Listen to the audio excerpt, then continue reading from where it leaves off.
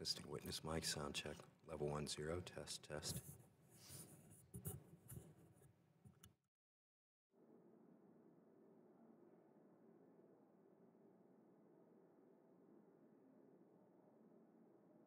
Testing Chairman Fox mic, test 1, 2, 3.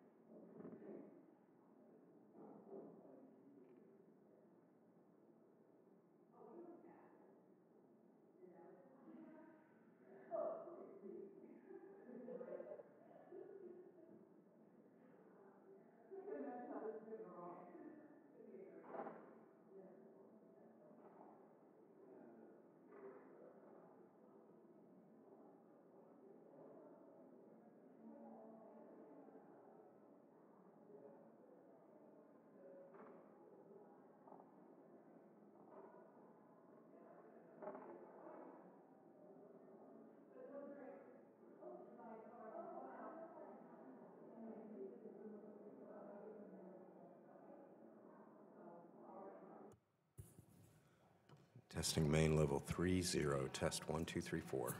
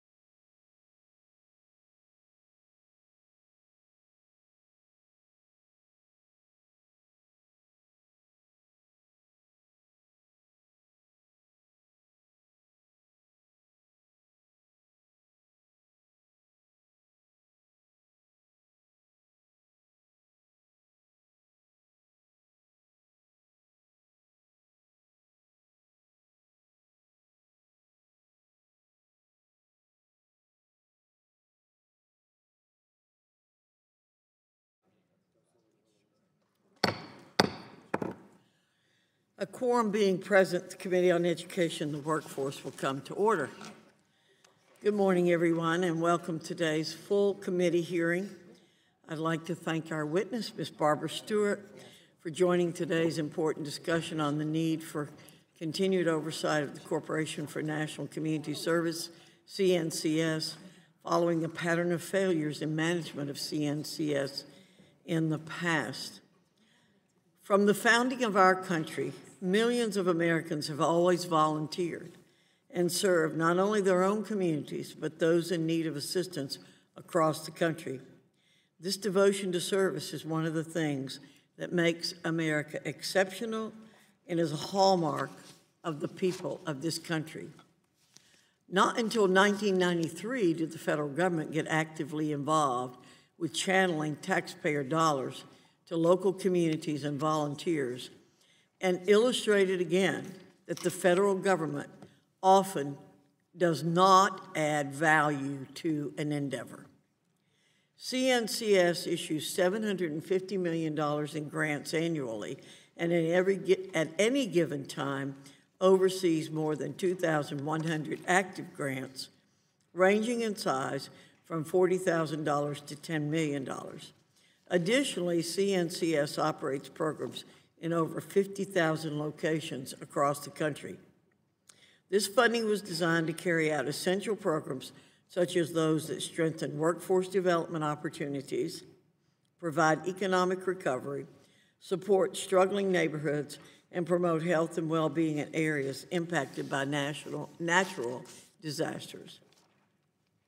While these are the intended outcomes of programs under the jurisdictions of CNCS, a series of reports from the Office of Inspector General, OIG, discovered that CNCS has not fulfilled its mission to serve for several years.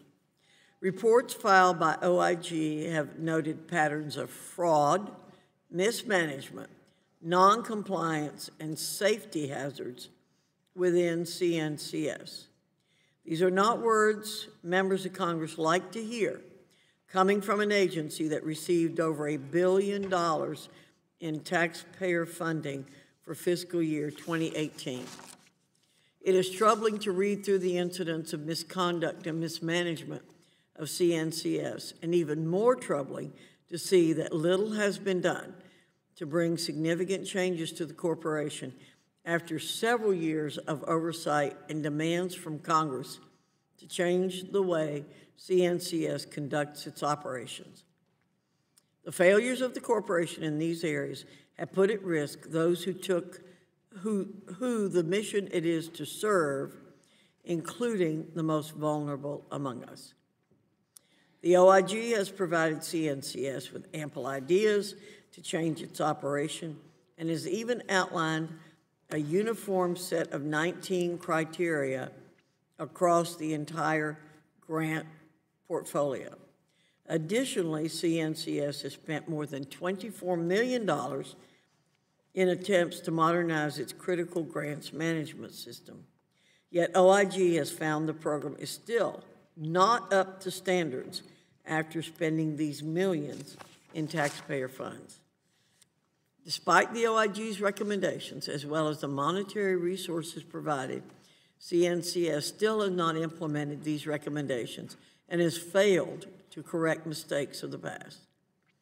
Today's hearing is also not the first time in recent years this committee has addressed the glaring mismanagement of CNCS.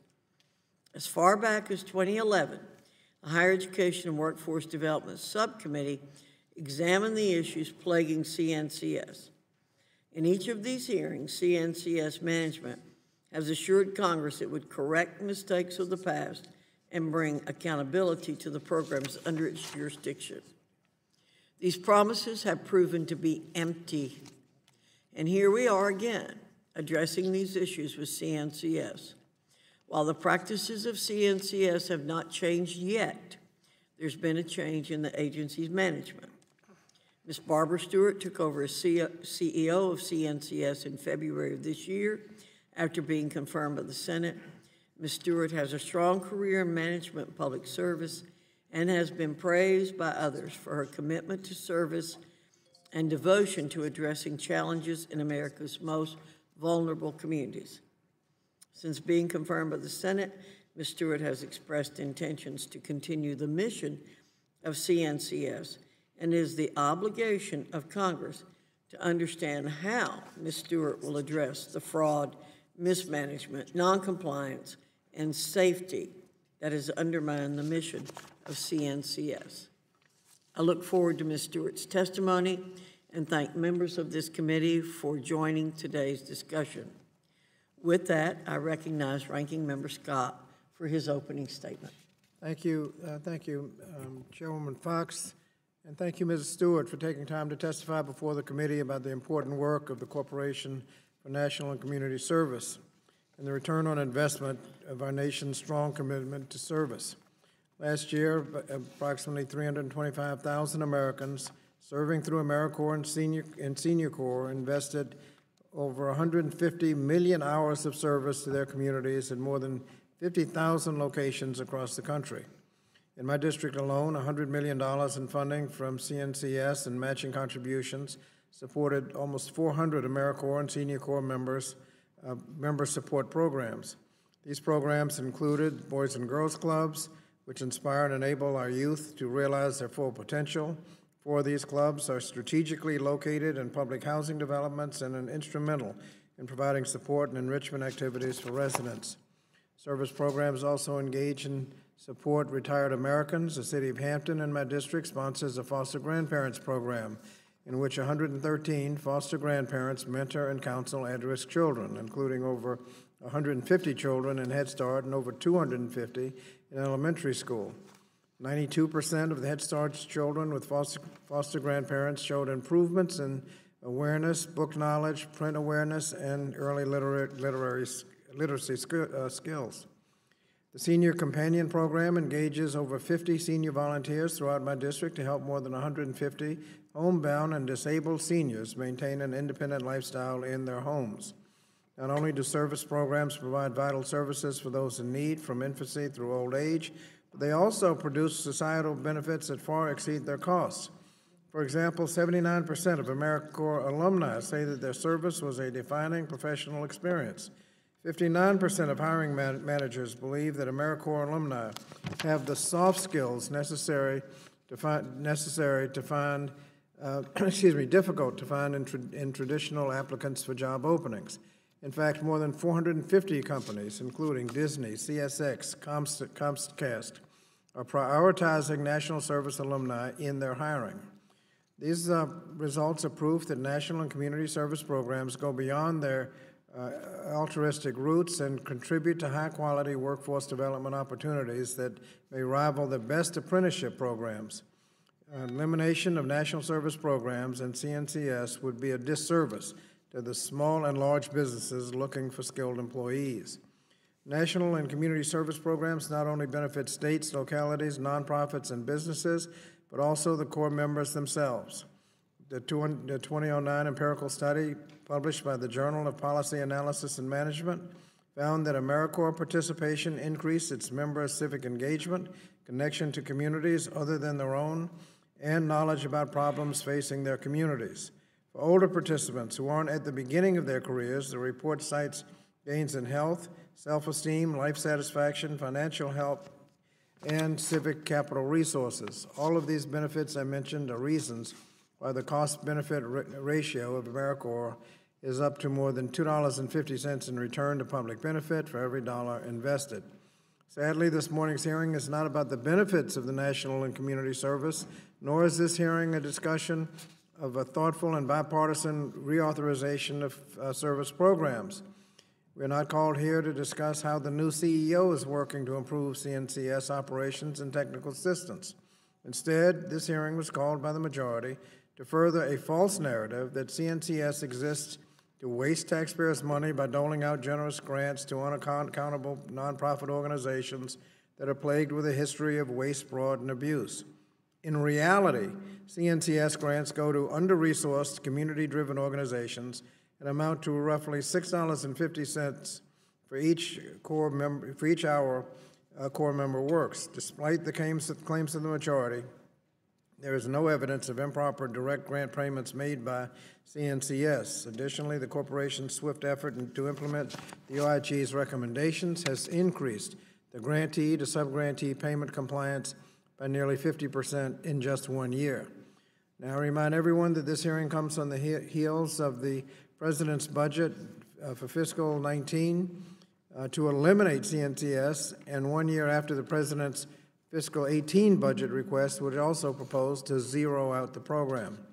Last year, the Higher Education and Workforce Training Subcommittee held a hearing with nearly an identical title during the same egregious claim, in which the same egregious claims were made by the majority.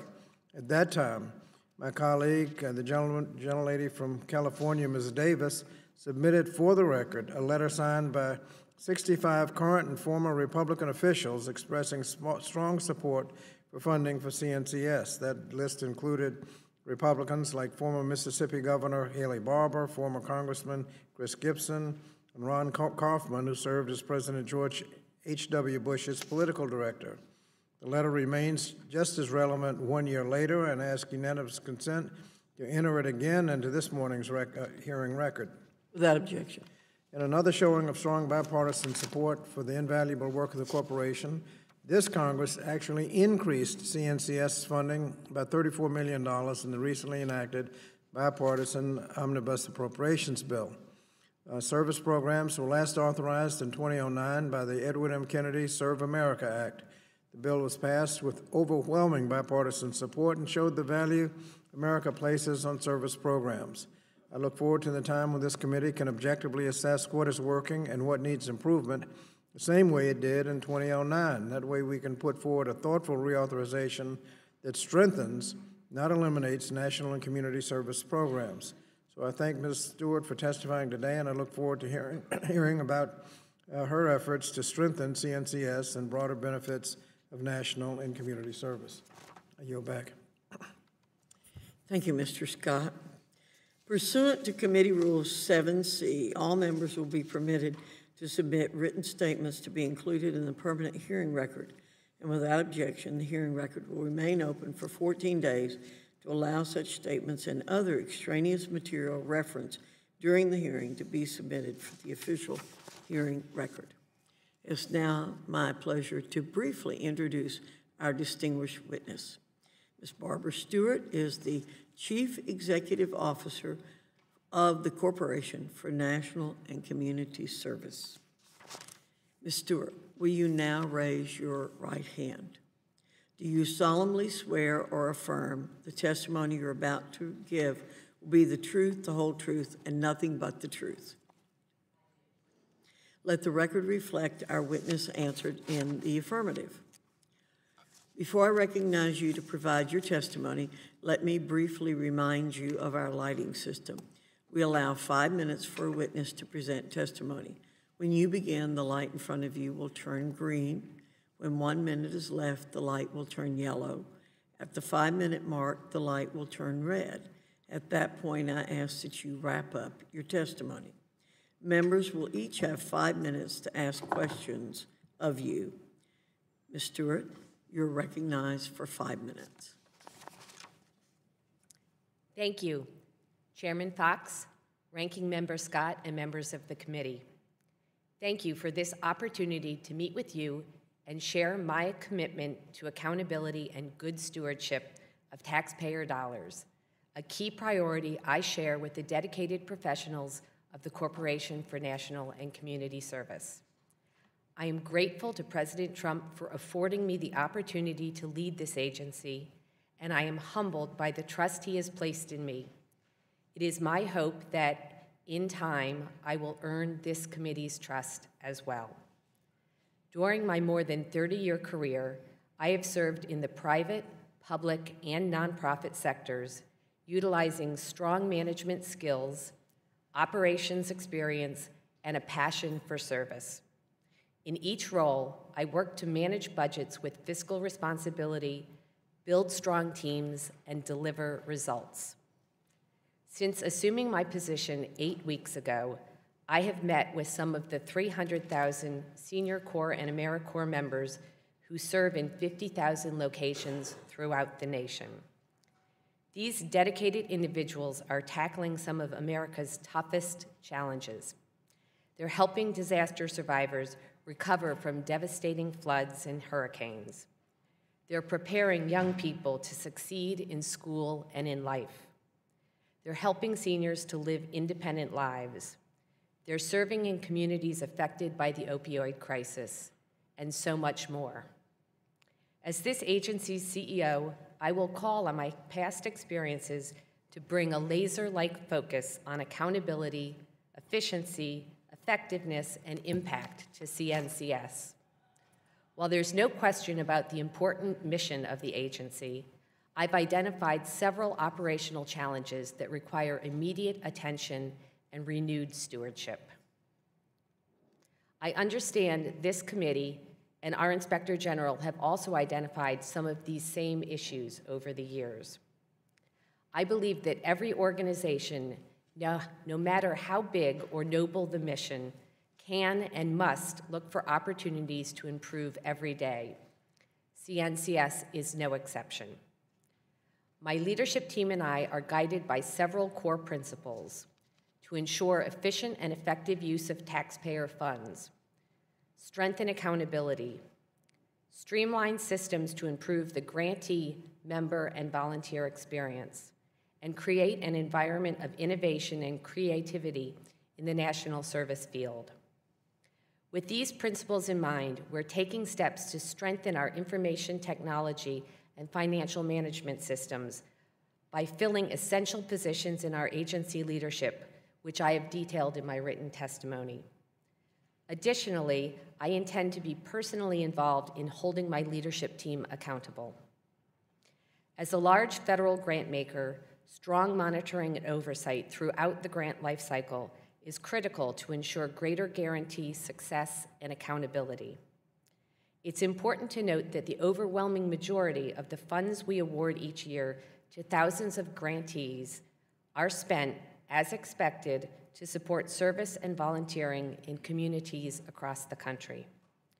CNCS will continue to strengthen its grant monitoring and oversight efforts, including those at the governor-appointed state service commissions that have many AmeriCorps programs in their portfolios.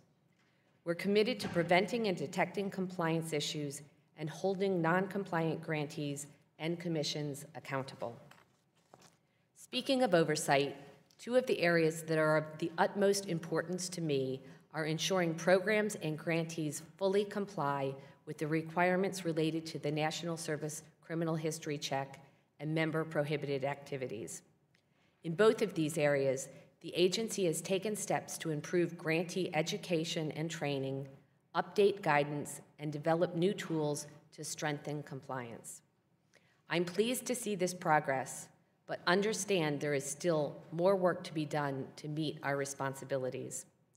My leadership team and I recognize the need to accelerate progress and, in some cases, make significant course corrections in each of the areas mentioned in my written testimony. I intend to leverage my management experience to ensure that we are making evidence-informed decisions to meet our oversight responsibilities, prevent waste, fraud, and abuse, improve compliance, and strengthen our impact in the communities we serve. This opportunity to strengthen the impact of this agency and its programs and serve the American people is a responsibility I take very seriously and accept humbly.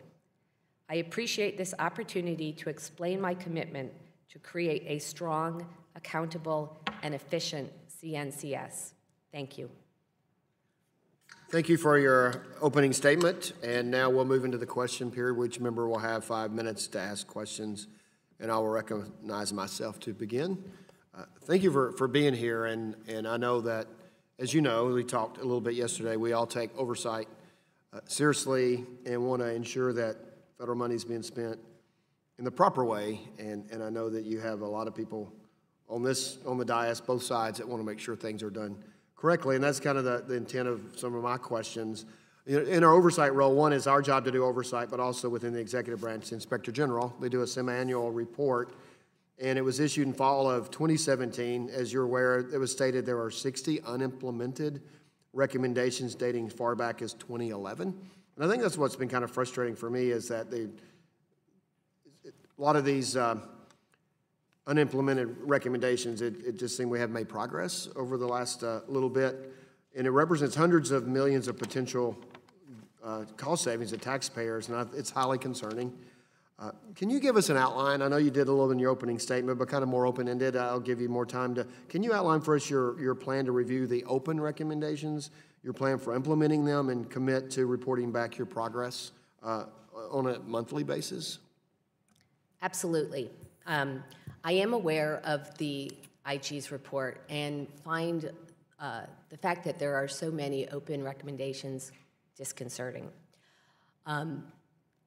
Addressing these issues is a major priority of mine. Every organization, no matter how important the mission, can continuously improve, and CNCS is no exception. My management team and I have taken a look at these recommendations and want to take a bit of time to analyze the root causes of the problems. With so many things outstanding, it seems as though there are systematic issues that we need to be addressing, and we intend to do that in the very near future. And I would be delighted to report back on a very frequent basis to this committee the progress that's being made. Okay, thank you. And the Inspector General, one of the concerns was the minimal financial penalty assessed for failing to comply with the criminal history check requirements is simply too low for the risk it causes. This low penalty is sometimes as low as $250. Suggests that the issue is not being taken seriously. And I know you say you're just reviewing, but I don't know if you've looked at this yet. If not, understand that we can probably get a report back. But what policy changes are you considering to ensure compliance, specifically the one that was more pointed out to all of us, I think, was the criminal background check requirements? And there's something I think that since a lot of children are involved in this, it should be first and foremost. And have you looked at that already, and what are you doing to move forward? Absolutely. So safety is a paramount importance to me personally and to our agency in general. Ensuring the safety of our participants and the communities of vulnerable individuals who are being served by National Service members is exceptionally important. There's really no price that can be put on the importance of that. The good news is that there has been some work done within the agency to try and address the challenge. I am concerned that the penalties may not be sufficiently significant, and the agency will be looking at whether the current penalty structure is appropriate. But more important than the penalties really is getting to the root cause of why our grantees are not properly, in every instance, performing these criminal history checks.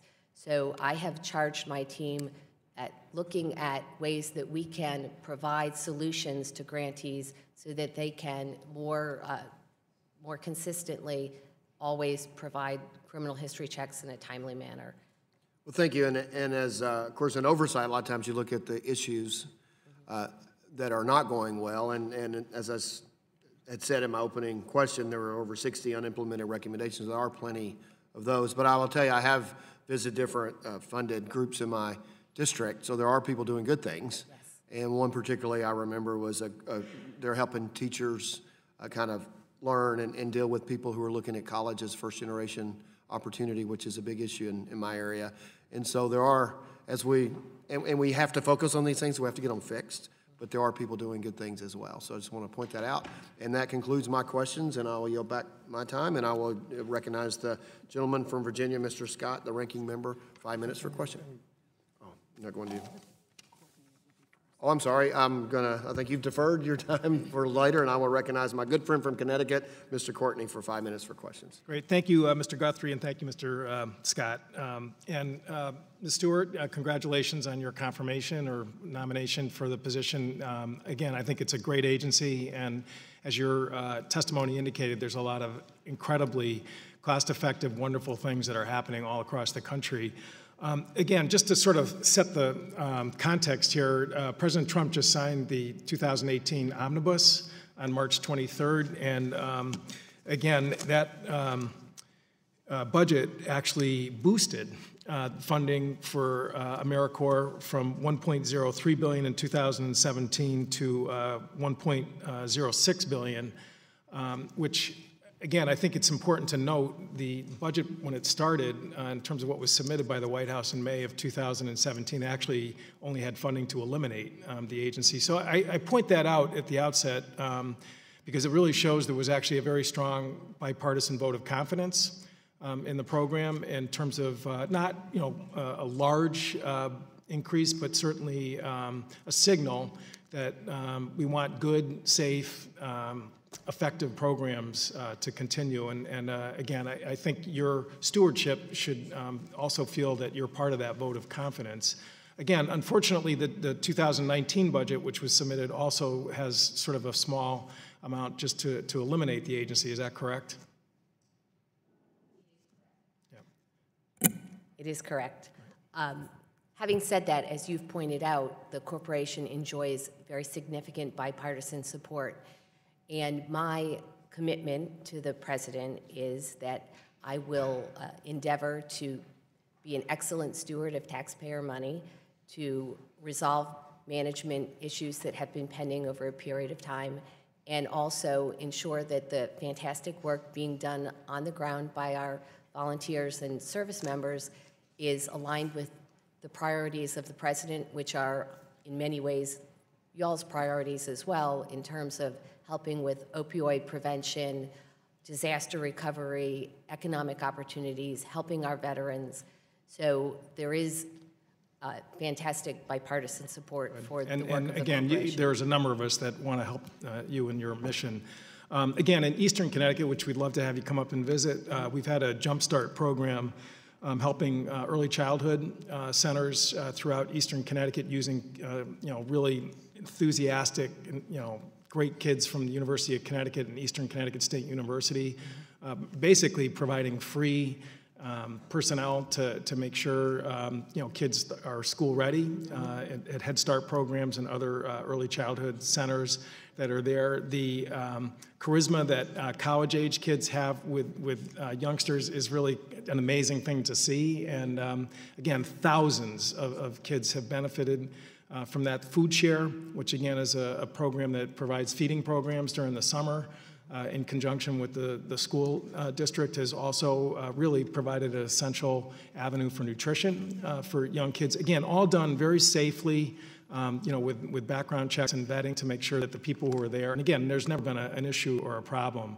But the program I wanted to highlight, again, I had a picture up on the screen there, I don't know, we lost it a minute ago, is the Senior Corps program in Eastern Connecticut, which started a movement of veterans coffee houses throughout Eastern Connecticut, which is the most rural, sparsely populated part of the state. That's a picture up in Danielson, Connecticut, which is one of the first veterans coffee house sites, which the Senior Corps kicked off. They are now totally independent and functioning. They meet on a weekly basis. Again, it's an opportunity for veterans to learn about access to different VA benefits. Hearing aids, frankly, has been the number one uptake. And again, the access to those services would not exist if it was not for the Senior Corps. Our next slide shows a thank you luncheon that we had for the veterans volunteers, which really run and operate the program with, again, minimal staffing from Senior Corps. And the last slide, which is, Paul Boyer, who's a World War II veteran, 90-year-old, highly decorated World War II veteran who shows up faithfully at every single one of these coffee houses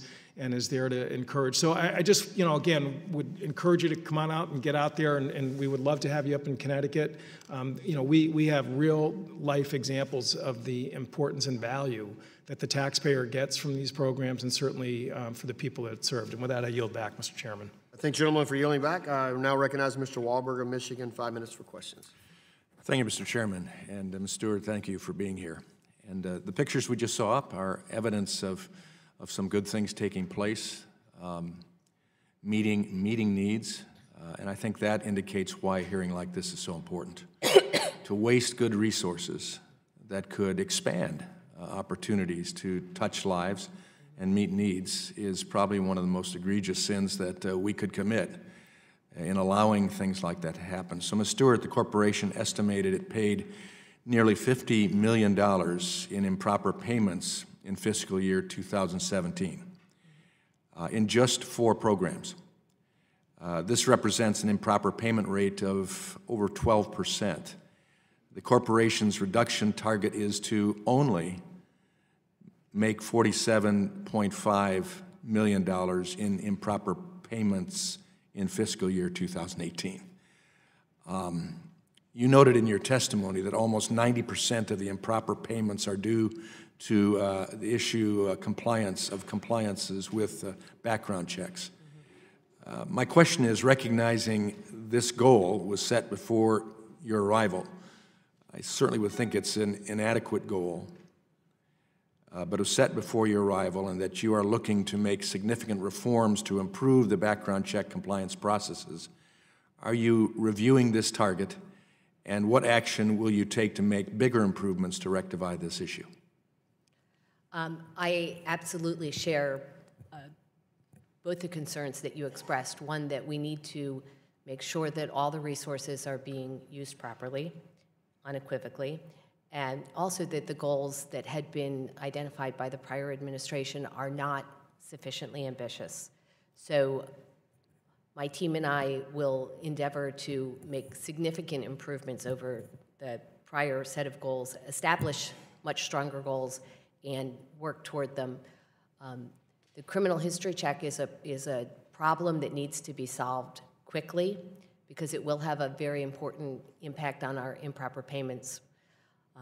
This is an area of embarrassment and something that we really need to focus on very quickly. And I'm committed to doing that. Well, I appreciate that. It's as you said, the criminal background checks, if we don't do that properly, it's criminal in a sense. Right. We are wasting hard-earned resources. And I love hearing my colleagues on the other side of the aisle talk so much now about reducing the deficit. This is an area where we can deal with that. Ms. Stewart, in a most recent report to Congress, the Office of Inspector General noted that for the 6th consecutive year, your agency was not able to comply with the Improper Payments Elimination and Recovery Act of 2010, IPERA. That law requires a federal agency that does not comply with IPERA for 3 consecutive years to submit reauthorization proposals to bring the agency and the offending programs into compliance. And so what specific statutory proposals does your agency have to bring the programs and agency into compliance with IPERA, and when can we expect your agency to send those recommendations to us? So I'm not sure why that hadn't been done in the past, and I apologize that it hasn't been, but we would be delighted to work with this committee on solutions to problems. There are opportunities that have been brought to my attention already of things that we could do that could change the protocol for the criminal history check. It's essential that if we do that, that we keep front and foremost in mind the safety of those communities that we're serving and our participants. But I would be delighted to work with this committee to identify a myriad of ways that we could improve operationally and specifically with regard to criminal history check. Well, I appreciate that, and I believe you'll be held to that respectfully, because again, if indeed these programs are vital, and we've seen evidences of that, they ought to be run efficiently. They ought to be run in such a way that we're not concerned about criminality. People that are impacted by it ought to expect it to be the highest possible effect as well as usage. And in turn, it gives us a better opportunity to see the impact, the results, and decide how we continue it at what level as well. So thank you, and we look forward to that. I yield back. I thank the gentleman for yielding back. The chair now recognizes the Congresswoman from Ohio, Ms. Fudge, 5 minutes for questions. Thank you very much, Mr. Chairman. Thank you, Mr. Scott. Thank you very much for being here today. I know 8 weeks is a very, very short period of time. I commend you for that, 8 weeks, especially because we've not had the Secretary of Education. She's been in her position over a year, and she's not given us the courtesy, nor does she have the courage to come and sit where you're sitting. So I thank you, especially for that. And as I listen to my colleague talk about the criminal background checks, I think it's very important. I think it's also important with guns. So I think criminal background checks to save a whole lot more people, I think they're more important than dollars. So AmeriCorps is something very special in my district. We have AmeriCorps volunteers that have a real impact. We have more than 1,000 AmeriCorps and Senior Corps members who serve the district that I represent. 128 city-year AmeriCorps members serve in Cleveland and Columbus. They work in 15 schools. They support more than 7,800 students. The students who have been supported and tutored by city-year AmeriCorps, in particular in literacy and math, have demonstrated a much higher growth rate than their peers nationally. And since they began the program serving this particular high school, one of my worst high schools, the school graduation rate has increased from 36% in 2011 to 69% in 2016. So there is some real value in what is happening. The services are vital.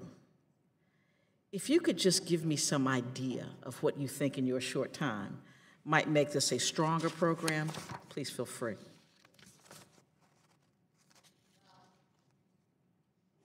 I need to learn to turn on my microphone. I apologize. I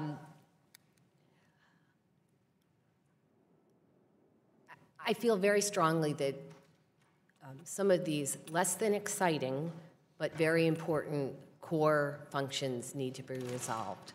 There's, as you've pointed out, great work being done by our programs. They're really changing people's lives throughout the country.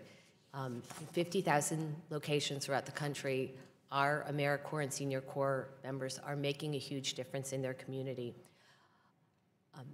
If we are able to, and let me rephrase that, when we are able to resolve some of these operational problems, it will put us on a better footing. It will also make it easier for our current grantees and future grantees to access our programs, take advantage of the opportunities that the federal government provides to support AmeriCorps programs throughout the country. So it's not particularly sexy, but I really believe that the resolution of some of these core operational problems that have been identified by the IG and others are essential for us to move forward in strengthening the programs. Do you have any idea who the typical CNCS volunteer is? Do you have some basic? So I've had the pleasure of meeting with a number of both Senior Corps and AmeriCorps members in the field, and it's really wonderful to see young people in AmeriCorps, although there are mid-career people who are participating in AmeriCorps as well, and our Senior Corps volunteers. To see a 56-year-old or 65-year-old helping as a senior companion, an 80-year-old stay in their home, stay independent, be able to pursue an independent life with dignity is a really wonderful thing. So I have had the opportunity, both in my time at CNCS and also in my prior work with charitable organizations, to see the impact that AmeriCorps and Senior Corps volunteers are making. Thank you. And I would just say, as my last comment, that I hope at some point we can talk about the demographics of the volunteers who tend to be much more white than minority. And so I would hope that we'd find some way to do some outreach, especially for communities like I have that are high minority black and brown populations. With that, I thank you so very much for being here. Again, 8 weeks is a very short period of time. We appreciate it. Thank you. I thank the gentlelady for yielding back. The chair now recognizes Mr. Rooney from Florida. 5 minutes for questions. Thank you, Chairman. I've been in this business about 1.5 years, coming from private industry. And I thought, up until right now, I had seen the absolute worst of our feckless government, but now we've reached an all-new nadir. The replete fraud, mismanagement, and abuse that this thing has displayed makes the Pentagon look good, not to mention the Department of Education. I'm just amazed to read all this stuff. And worse, I can't tell who the enemies are from the friends. Trump tried to kill it. Good for him. And we appropriated another $30 million above what it was last year, despite all this fraud and abuse. So my question is, why don't you just stop giving money to people that are too ignorant or incompetent to fill out a background check form? Well, the vast majority of our participants do fill out the background check. These organizations are doing great work in communities throughout the country, and it's extremely important that the agency, and I take responsibility as its leader going forward to address the issues that have been raised that you've been made aware of. And it is disconcerting to see some of the operational issues that have been raised. I share your concerns about that. I intend to make changes to improve the processes. And why don't you just say no completed background check, no money? It's like you work for J.P. Morgan Bank. You don't fill out the forms right, you don't get the loan.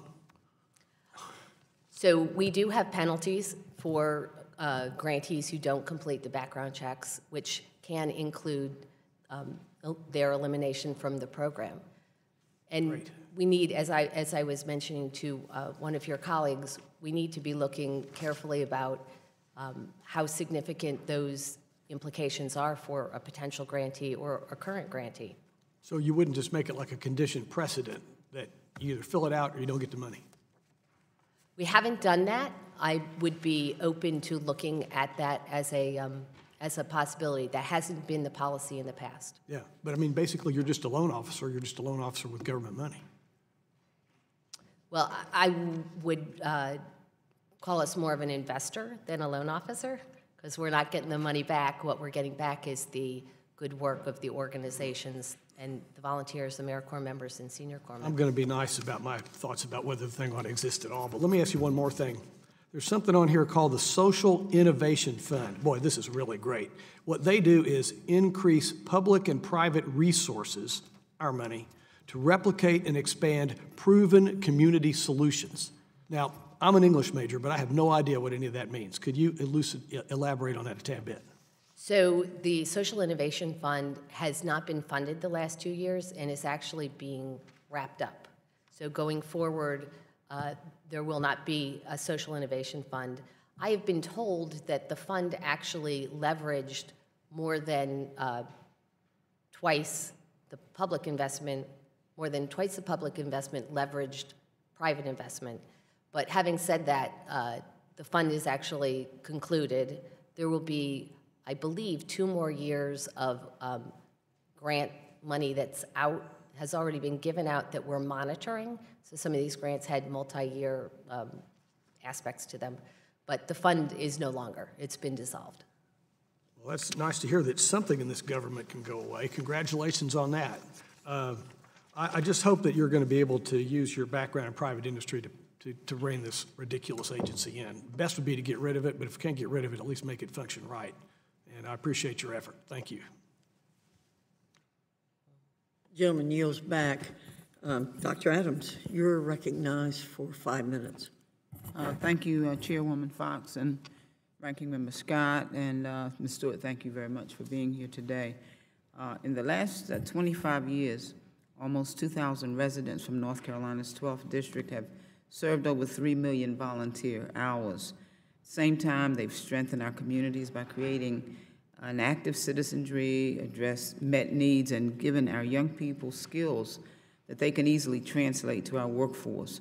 CNCS is responsible for many of my district's teachers and home builders, caregivers, while helping fund college education of hundreds of our volunteers, so a total of $8.3 million. The majority, I have a couple of questions. The majority has proposed a reauthorization plan that would eliminate national grants as a way to give states and localities flexibility. So would you explain the ways that CNCS already allows local flexibility to address community needs? So local flexibility is one of the core principles of the organization. We allow our grantees, in many cases, determine what work is going to be done. But let me speak specifically to the state commissions, which is a big component of our AmeriCorps program. And our state commissions make decisions at the state level for what will be funded, what AmeriCorps programs will be funded, and what issues or priorities they'll be working on. I think the local aspect of this program is actually one of its great strengths, because what's needed in your community, in your district, may be very different than what's needed in another part of the country. So the local component's really important aspect. Much of our programming has that dynamic, and really that's where the creativity occurs, is at the grantee level and the local level. Thank you. For every $10 CNCS provides, states are able to leverage $15 from private funders. Do you think Americans would have as many opportunities to engage in meaningful service without the current federal investment? Well, the federal investment of CNCS represents in many ways a strengthening of the backbone of our country's nonprofit sector. So the work that's being done, both the hands-on work being done by Senior Corps volunteers and AmeriCorps volunteers, and the capacity building work that's being done through our VISTA program, are really essential to strengthening the good work that nonprofits do throughout our country. So I think the investment is quite essential. Thank you. The March 2017 GAO report states that CNCS has not conducted strategic workforce planning assessments and filled key roles. How have funding from Congress, hiring freezes from the White House, and other similar factors outside the control of CNCS played a role in preventing CNCS from improving monitoring efforts? Well, we've had a number of retirements at CNCS in the past several months, which have been unfortunate in that you lose talent, but they also have a big silver lining in that we're able to identify and attract new talent to fill the roles that we need. So we have been working diligently to identify new candidates to fill empty vacancies, and that, as I mentioned, has created some opportunity for us to be more nimble and identify new individuals at all levels of the organization. So with the additional funding you received in the omnibus bill, you're able to address these concerns? It's helped us to address those concerns. The majority of that funding was directed to our specific programs, and there is demand for all of those programs, particularly AmeriCorps state and local was the bulk of the funding, but the demand for those programs far exceeds the amount of resources we have. So we've been able to deploy that quite effectively. Thank you very much. Madam Chair, I yield back. Thank you very much, Dr. Adams. Ms. Handel, you're recognized for 5 minutes. Thank you, Madam Chairman. And Ms. Stewart, thank you very much for being here. And I'm sure it was probably a bit daunting to step into this role knowing all of the really tremendous challenges and very egregious accountability issues that existed. So I thank you for your willingness to take on this challenge, and I am cautiously optimistic from your testimony today. You mentioned in your testimony that the AmeriCorps state and national programs have been using a 3-part review procedure in the competitive grants to assess whether a grantee was at risk of engaging in prohibited activities. Could you tell me a little bit more about how that process works through the life cycle of the grant? And then does that risk assessment trigger additional oversight? And if indeed a grantee is found to have participated in prohibited activities, what are the consequences? So I think this committee is aware that in the past there have been unfortunate circumstances around prohibited activities. And the silver lining to that very unfortunate set of circumstances is that the agency has done some very good work in creating systems to address this particular concern. And so we are doing a lot more pre-grant review of using technology, which has been extremely helpful to help us identify whether a current or potential grantee might have any risk of engaging in prohibited services. So we do an extensive education with both the grantee and the participants. Prior to. And we do an analysis of the potential. And then if we determine that there is any risk at all, and in particular with the new grantee, we We meet with them on a regular basis. We provide them with technical assistance. We provide them with resources to make sure that they are able to develop a monitoring program that will be effective. We touch base with them to make sure that they have implemented that monitoring program, and we stay in touch with them very closely, which is essential.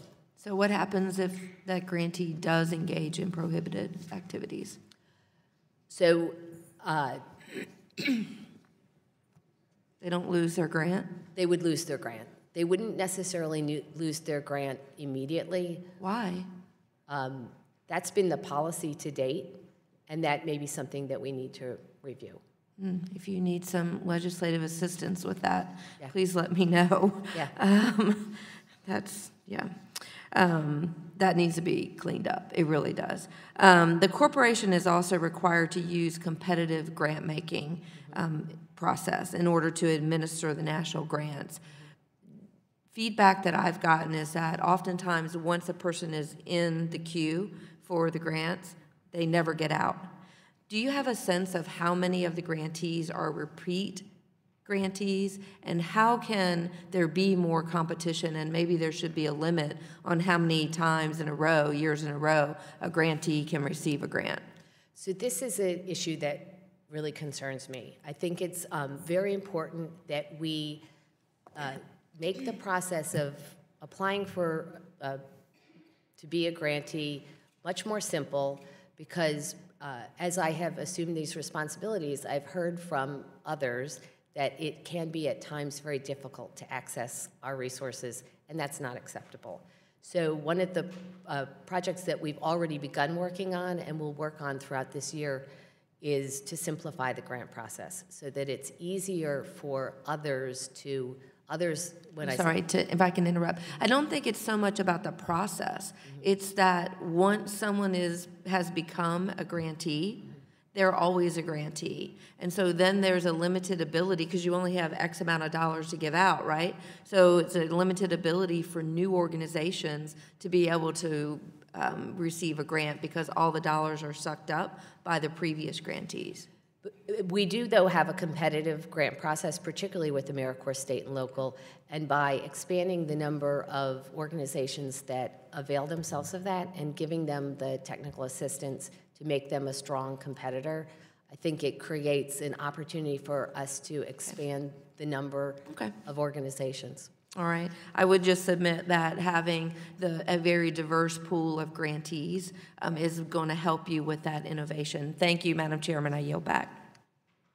Thank you, Ms. Handel. Mr. Polis, you're recognized for 5 minutes. Ms. Stewart, I want to thank you for being here and for your dedication and commitment to community service. Many of us in this room are fortunate to have volunteers with the Corporation for National Community Service working in our districts every day. Across the country and in my home state of Colorado, we face national natural disasters. We've had great floods in Colorado, loss of life, fires, more recently hurricanes in Florida, Texas, Puerto Rico, and Virgin Islands, where recovery efforts are ongoing and they have a lot of work left to do. Of course, no agency is perfect. It's unfortunate that our committee is holding the third hearing in 2 years to discuss CNCS, and quite frankly, I wish that the name of the hearing was something other than the failures of the Corporation for National Community Service. I think we could certainly have an even more robust hearing, and perhaps more members would attend if it was to highlight the successes of the Corporation of National Community Service. So I think that the fact that very few members have attended is testimony to the fact that your agency, by and large, has succeeded, and I want to congratulate you on that. I want to highlight some of your work, CNCS's work on disaster relief, and as I mentioned, Colorado had a state of emergency in 2013 after experiencing the most damaging floods in our state's history, significant loss of life, including some of my constituents, homes, businesses, roads and bridges destroyed, families uprooted. Thanks to CNCS, volunteers were deployed to Colorado to help with the aftermath. Over 700 National Service members came to our state. Their work involved everything from volunteer and donations management to staffing call centers, coordination with medical supplies and meal services. I wanted you to talk more about the ongoing work CNCS is doing, in particular in places like Puerto Rico and the Virgin Islands, where communities are still recovering from disasters. Thank you.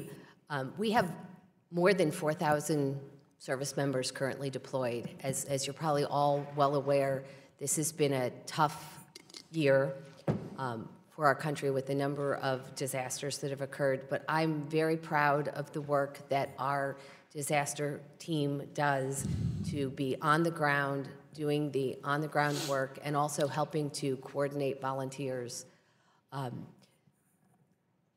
As you may know, the National Service was an instrumental part of the recovery of the Gulf area, where our volunteers and service members served to coordinate the volunteer service of over 1 million individuals over a long, sustained period of time. And I'm also proud of the fact that our service members not only are early on the ground with these disasters, but also are often there far, far past the time when the TV cameras and national attention is still focused there to help rebuild communities. We still have people on the ground in Puerto Rico, for example, today helping those communities recover. And as a member of a community that had devastating floods in 2013, I want to thank all of the people that worked with the Corporation for National Community Service, over 700 who helped us. I wanted to ask about your work with veterans. In Colorado, the Southwest Conservation Corps includes 29 veterans who are able to continue their service to their country through AmeriCorps. Can you share more about the opportunities for veterans within CNCS to be able to help giving back after their military service or perhaps while they're in the reserve? We've seen a wonderful number of former service members, veterans who have decided to continue their service to the country through AmeriCorps, and they are eligible to participate in our AmeriCorps state and local, our NCCC, our VISTA programs. Depending on their age, they're eligible to serve in our Senior Corps programs, and the percentage of former military individuals who come to serve our country through the National Service programs is wonderful and impressive, and we reach out to them as we do many other populations to encourage their participation. And national service is a great way to move from military service back into civilian life. So we're very fortunate to have a significant percentage of our participants be former military service members. And finally, the massive Republican spending bill increased your budget substantially. Can you talk about a few of your priorities with the increased funds that you got? Absolutely. We do have some additional resources that will help us to address some of the IT challenges, but the vast majority of the funds are being used. The vast majority of funds were AmeriCorps State and National. And as I mentioned earlier, the demand for those resources far exceed the amount of funds we have. So we will be able to deploy those resources to increase the number of grantees that we can fund this year. Thank you, and I yield back. Thank you very much, Mr. Polis. Mr. Allen, you're recognized for 5 minutes. Thank you, Chairwoman, and Ms. Stewart, thank you for congratulations on your appointment, by the way, and also thank you for what you just shared with us about what you're doing for our veterans. It's so important that we find a way to get them back into, after they've served ably in our country, to get them back in the workplace. And but obviously you've got a tremendous resume in the private sector. You've been very successful, and I guess my question is, why would you want to take on, after hearing about some of these issues, why would you want to take on this challenge? Well, thank you for that question, and thank you for those kind words. What the Corporation for National and Community Service does, the work that our volunteers and our service members do throughout the country every year is extremely important. And a healthy, stable CNCS is my goal. My goal is to resolve some of these longstanding nagging problems and to strengthen the backbone of the organization so that we can support the grantees, and the grantees are really supporting the work of the volunteers and the service members to make a difference in communities throughout the country. Can you be more specific about exactly how you're going to tackle these things and maybe your timetable? Like if you come back here and say 6 months to a year, what are we going to hear? So 6 months from now, you'll hear of steady improvement in terms of, I anticipate at that point, fully diagnosing the underlying causes of the problems that have been identified. Some of that work I've done already, but I would say in 6 months, I will have fully diagnosed and begun to implement solutions. Some of these challenges, we won't see great improvement immediately. For example, some of our IPIRA problems, our improper payment problems, unfortunately, we're not going to see the reporting results of that immediately because it takes time for that to move through the system. But I promise I will be... How much time do you think? I think it's quite likely that we will not have significant statistical improvement next year, and it might not be until the year after, which is disappointing, but that's the way the information... What are your challenges with getting this done in a more timely manner? I'd say the challenges that I personally take responsibility for are focus, direction, having the right people in the right spots, and staying on top of people and ensuring the accountability. And that's on me. I need to make sure that my team is laser focused on resolving these problems. The people at the corporation are wonderfully mission driven, and that is exciting and impressive. Part of the mission needs to be to ensure that the organization is running properly and some of these ongoing problems are getting resolved. Again, a strong and healthy organization is the right goal, a well-managed organization that we can all be proud of. Well, one of the exciting things, of course, our committee's under new leadership, Chairwoman Fox, and one of the exciting things is accountability. And of course, you know, we expect that, and again, we want to help you accomplish that. What can we do to assist you in that regard? So your interest in regular accountability actually assists me significantly.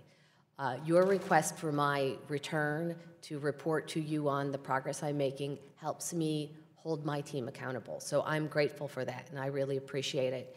And I'd be interested, as was mentioned earlier, in a long-term discussion about potential legislative fixes that will allow us to address some of these ongoing problems.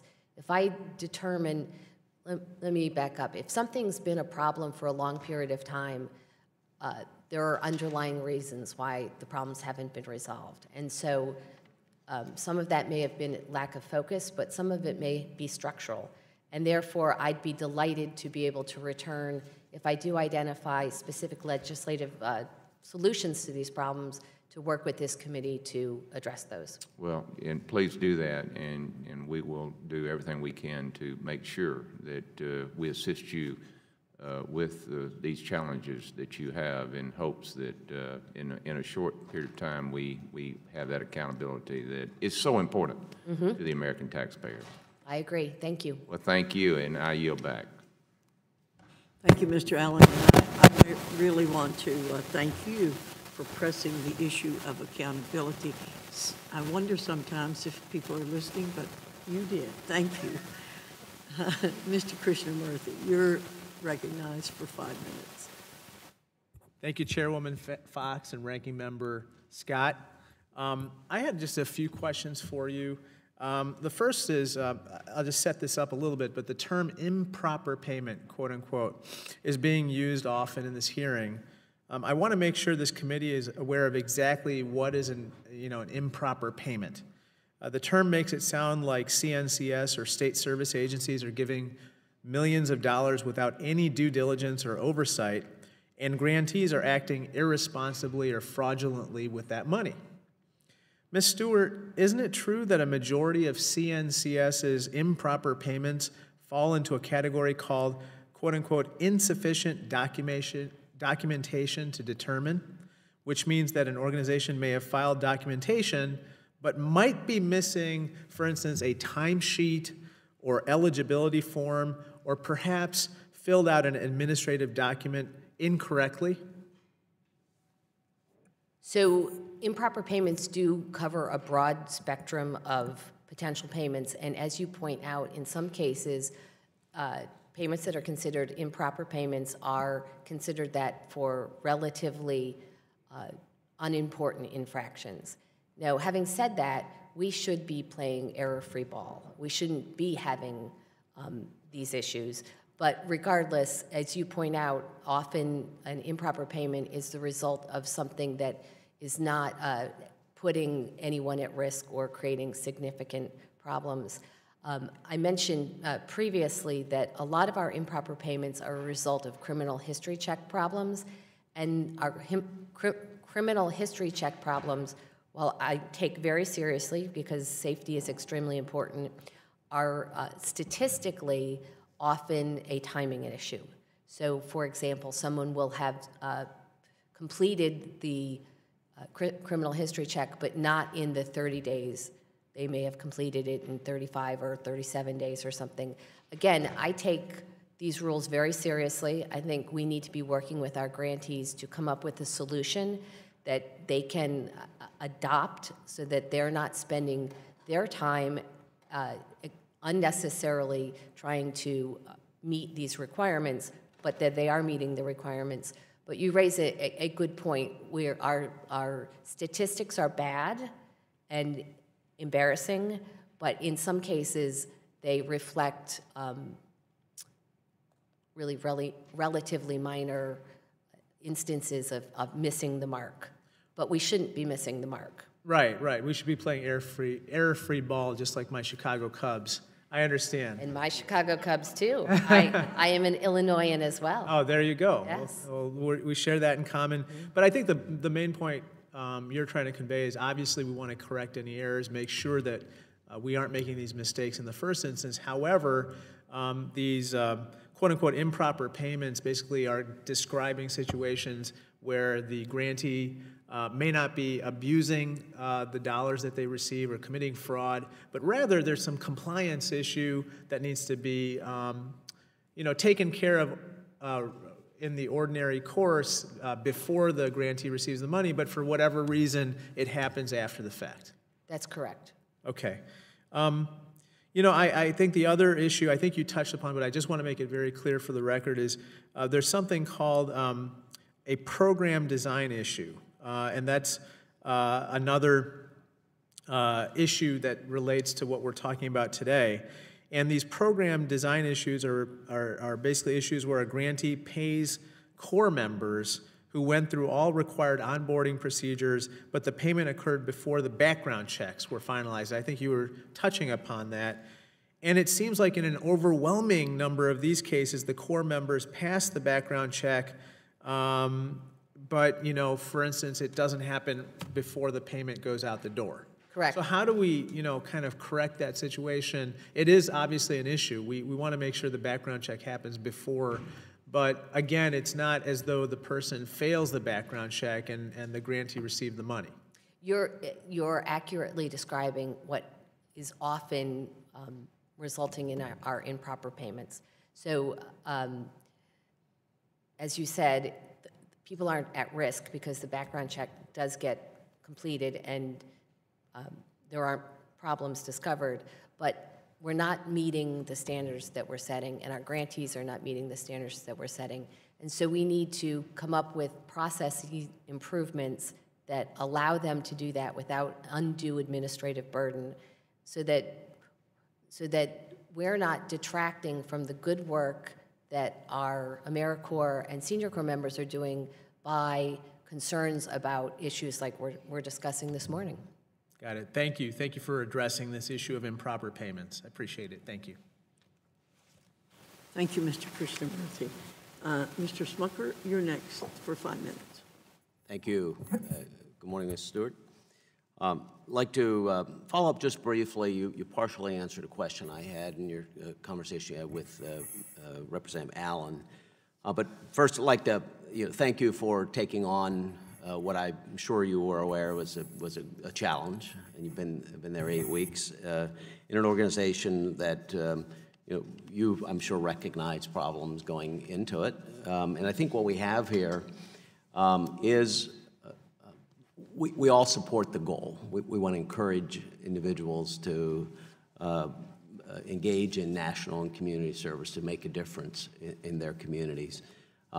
There's accountability issues. There are issues with the way that taxpayer dollars have been spent in this case. What I'm trying to learn, listening to you this morning, is whether those problems are at an organizational level, whether they're structural, whether there is a better way to deliver to accomplish the goal here, whether even the government is the right place for an organization like this to be placed. And so I guess in following up to your answer to Representative Allen, you've only been there 8 weeks, I understand, but are there at this point structural changes that you think would enable the organization to be more efficient? Are there changes that we should be making from our level to improve the organization going forward?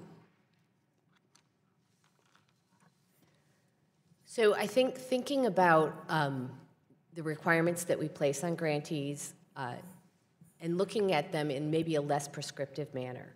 So for example, the core goals, again, of criminal history check are to ensure safety. That's extremely important. But it's my understanding that how we go about doing that is prescribed in our legislation very explicitly. And although the legislation's not that old, technology has changed, and our ways of addressing some of these concerns, there may be opportunities to do some of that more easily given technology. A big picture concern I have with the agency is our use of technology, and I think it's not unusual in the federal government. I've come to learn that this is not a unique issue for CNCS, but our ability to address our technology challenges is very disconcerting to me. I have hired, and this gentleman started just yesterday, a new chief technology officer who comes to us with both federal government and private sector experience. I am enthusiastic about the change that he can bring, improvements to our processes.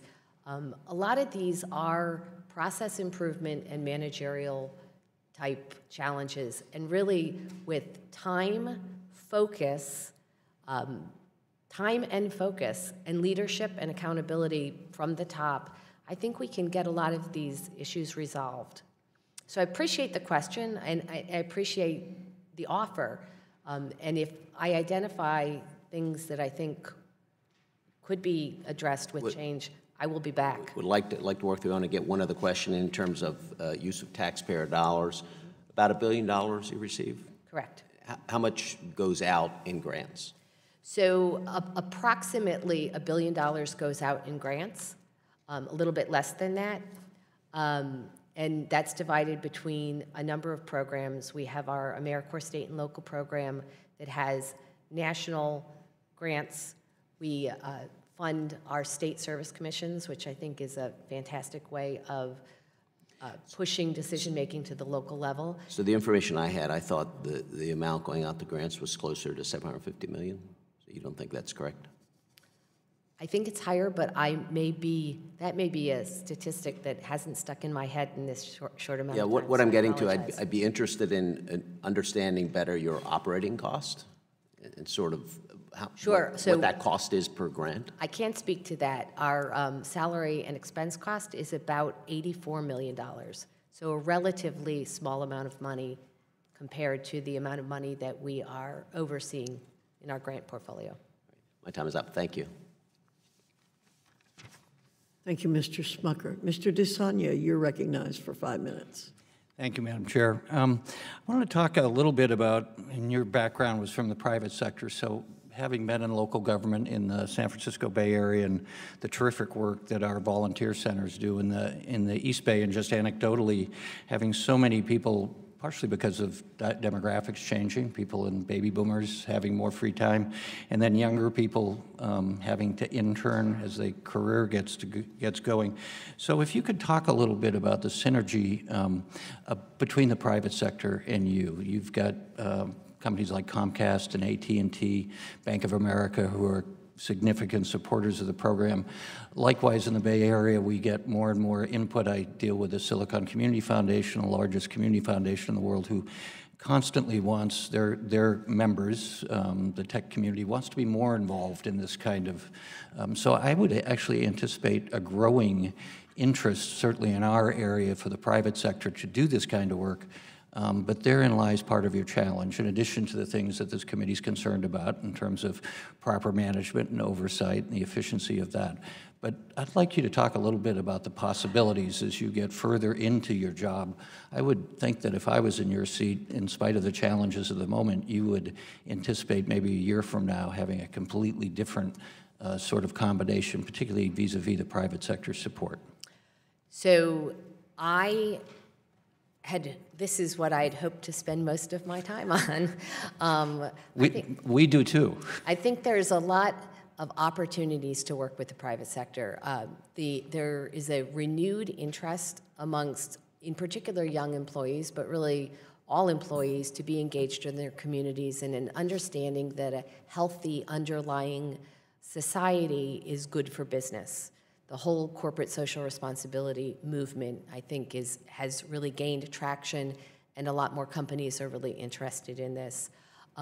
There's a lot of opportunity for CNCS and for our grantees to partner with the private sector and also with foundations, and I hope to tackle that challenge, which is really, I would say, tackle that opportunity in the coming months and years. Some of this structural core process change work, I think, is front and foremost on my mind and needs to be my first area of attention. But having said that, I look forward to the opportunity to work with corporations, businesses large and small, and foundations to identify more creative ways that we can deploy manpower throughout the country. AmeriCorps members, senior corps members, and volunteers. I think that's really terrific, and I think also you would think that these private sector interests would want the accountability as well. So as we put pressure on you, I'm assuming that they're very insistent that the return on the value is there, and then as they realize the value added of having not just the goodwill in the community, but the interaction of people who are engaging with them. And certainly the foundations are under more and more pressure to do that. Absolutely. Foundations are very interested in accountability. I had the opportunity to work in a small family foundation before I joined CNCS after my time at JP Morgan, and that really helped drive home to me the importance of accountability with organizations to whom you are supporting. They need to let you know what they're doing with their money and making sure that they are dotting the I's and crossing the T's as well. So maybe you could just finish my 5 minutes here with how you anticipate in your timeline to correct some of the criticisms and get to that place where you want to be. Well, I really hope that we're there in a year. As I mentioned to one of your colleagues, some of the information that we'll need to provide the committee are not leading indicators, I think we call them following indicators, in that progress will be made and the indication won't show up immediately.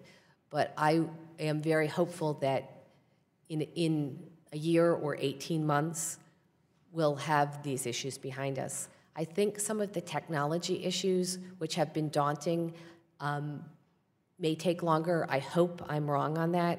Some of these challenges have been many years in the making, and so they won't be weeks in the fixing.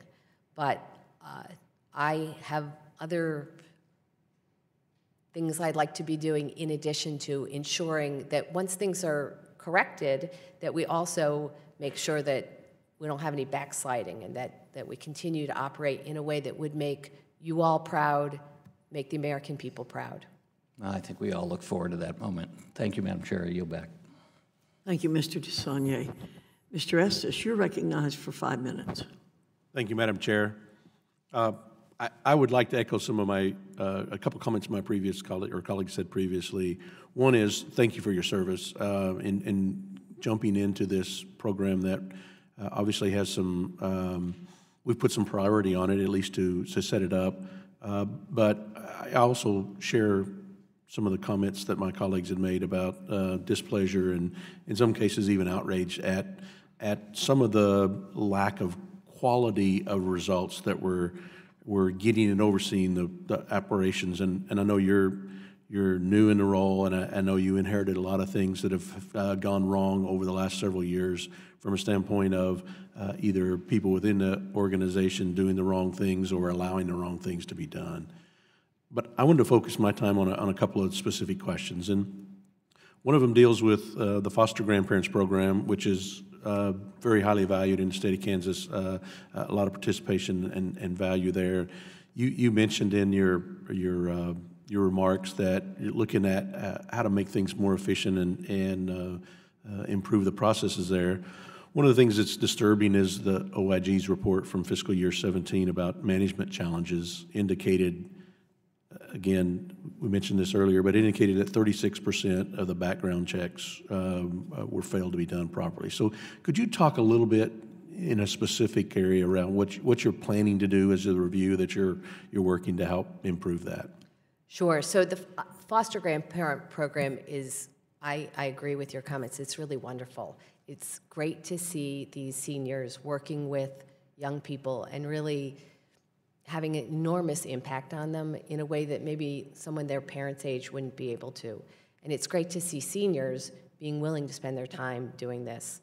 The background checks are problematic with the senior grandparents program or the foster grandparents program, in part because people serve for so long and the renewal of the background check process doesn't happen as quickly. This is frequently a case of timing. And again, not that it's extremely important that it's done right, but we need to make it easier for our grantees to do this in a timely manner. The background check is actually a little more complicated than I initially realized. I think many of us have served as volunteers and had to undergo a background check, but a normal nonprofit background check is less extensive than the background check required in statute for our participants. And it's a three-pronged check, which includes a federal FBI check, a sex offender check that's a national check, as well as some state-specific checks. And the states, all of them can prove challenging to a grantee, but the state-specific checks have been particularly challenging for many of our grantees. And I think this is a requirement. It's a requirement in statute, but it's incumbent upon us, CNCS, as an organization, to try and identify some solutions, some opportunities, ways to make this easier for our grantees, because they're spending an awful lot of their time trying to meet this very important requirement. Again, I don't want to undermine the importance of the requirement, but we've got to come up with something. Now, the good news is that the team at CNCS has been working on this. The bad news is we don't have a complete solution. We've moved forward, particularly with the FBI check, to provide opportunities to make this easier for our grantees, but we haven't yet provided them with a complete solution, and we need to do that. And I would, having spent most of my career in the private sector and looking at ways to improve efficiencies in that, I'm an advocate of let's improve our processes, but the other expectation is if we're going to have it as a requirement, it needs to be followed. And otherwise, we need to change what we have as requirements. And I have another question, but I may make it more in form of a comment because I know it's going to take some longer effort for you to respond to this. And my comment centers around in looking through the programs that are within the organization and what you accomplish. It seems to me that there's a lot of duplication of different types of programs. Now, they may have a different name, but in terms of providing community services or the education programs, I mean, basically similar to the Pell Grant process. And I guess what I would ask is as you're going through the review, look at ways that we have duplication. Let's simplify that. Let's merge two programs into one, because if they're have a similar mission, then we can have less administrative overhead and more likelihood that we'll have fewer issues with fraud or other issues or improper payments or any other thing. So I would ask that in your review. So noted. All right. Thank you. I yield back. Thank you, Mr. Estes. Mr. Grothman, you're recognized for 5 minutes. Thank you. About how many full-time equivalent jobs do you think between your volunteers, and you call people who are paid volunteers, right? You still use that? We have service members and volunteers in our program. Some are volunteers, they're not being compensated, and others are service members who are being compensated. Compensated, okay. How many compensated full-time equivalent employees do you have in your Programs? Yeah. So there are about Under your whole agency? Well, in the agency, there are fewer than 500 people. But we have approximately 80,000 service members, but not all of them are full-time. About half of them are full-time, and we have flexibility with some of our programming. So some people are going to school while they're serving, and so they are not in full-time programs. And some people work in the summer, and so they'll have an intensive service experience in the summer, but we wouldn't consider that a full-time job. You think it would be about 60,000 full-time equivalents, then you think it'd be accurate? I would guess it's less than that. I would guess it's probably 45 or 50. You said you have 40 full-time by itself, right? Correct. Your math is better than mine. Thank you. Okay. Are you aware that right now the federal government is borrowing about a little over 20% of whatever we spend? I am aware that we're in a deficit, correct? Over 20%, yeah. And of course, we went up in the current year. I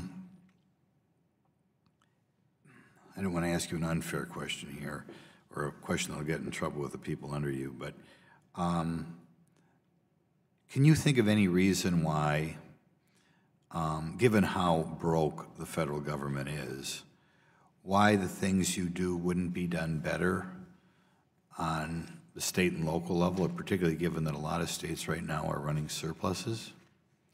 So much of the programs that we do have a state and local match. I understand the concern that you're raising about deficit spending. Congress has appropriated these funds for CNCS, and in many cases, the work that the service members are doing is very cost effective. I would point, for example, to the disaster service work, which is just one component of the portfolio of work that's being done. But the disaster service work that's being done by our service members is very cost effective for the federal government. There are also examples of where service members are, for example, in a foster senior companion program where individuals are being paid a very, very small stipend, but they're serving in a role that helps keep seniors in their homes in a more cost-effective way, reducing expenses on other parts of the government. So a lot of the work that's being done by our service members and our seniors is cost-effective. But I realize that doesn't address the issue of deficit spending. Right. I'll give you another comment. There was an audit in 2014 which found that your corporation was not complying with federal acquisition regulations with regard to scrutinizing and validating labor charges by contractors and subcontractors. That was in 2014.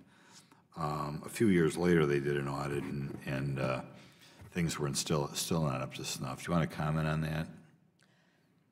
So I'm generally aware with the Inspector General's work, and she and I have met on a regular basis, and I appreciate the information that she has provided and had over a long period of time, as well as provided to me in the last 8 weeks that I've been on the job. I I'm not aware of the specifics of that particular audit, but I'd be happy to get back to you with a response. Yeah, and I don't mean to be difficult because I know you're new on the job, and I know so many people who have been recently appointed in this administration inherited a mess, and you're one of the many people who inherited a mess. But I want you to be aware of it and look into it and see what you can do. The other comment I will have, if we have over 40,000 full-time employees, I think probably one of the major drags on our economy right now is a lack of people to work. I mean, every employer out there is begging for more employees out there, and I think the administration's done a great job of making sure there are a lot of jobs out there. But obviously, if you have over 40,000 full-time equivalent employees, that's 40,000 people, if they weren't working for you, would maybe fill some of these jobs in the private sector or in the public sector. I mean, we're in charge of people in the state of Wisconsin for a lot of jobs there. Do you want to comment on that, or do you feel that any of Mr. your... Grothman, we'll ask her to give you a written I see, response. I'm over the top, okay. Okay, thank you. Mr. Scott, you're recognized for 5 minutes. Thank you, Mrs. Stewart. Mrs. Stewart, we've heard a lot about fiscal responsibility. I understand your budget is around $1 billion, which is less than 1/10 of 1% of the $1.5 trillion tax cut that wasn't paid for. Do you want to comment on that, or would you like me to get to some other questions? If I have a choice, I'd like you to get to some other questions. Is that all right? How long have you been on the job? 8 weeks and 3 days. And one of the questions that people had on another appointment was appointment made to the Veterans Administration is whether he had the background to manage the number of people he's being asked to manage. Do you have anything in your background that would lead us to believe that you could actually manage an agency as large as a corporation? Well, thank you for that question. In addition to my passion for service, I think I do have the appropriate background to manage this agency. I've had a 30-plus year career, some of it in state government, some of it working with nonprofits in a consulting capacity, and also managing a small family foundation. But the bulk of my career has been in the private sector. I spent more than a decade at JPMorgan Chase, most of that time as the senior vice president, working with teams, working with organizations in flux. I am proud of the fiscal management that I employed at that time. I feel very good about developing people, developing teams, and holding people accountable.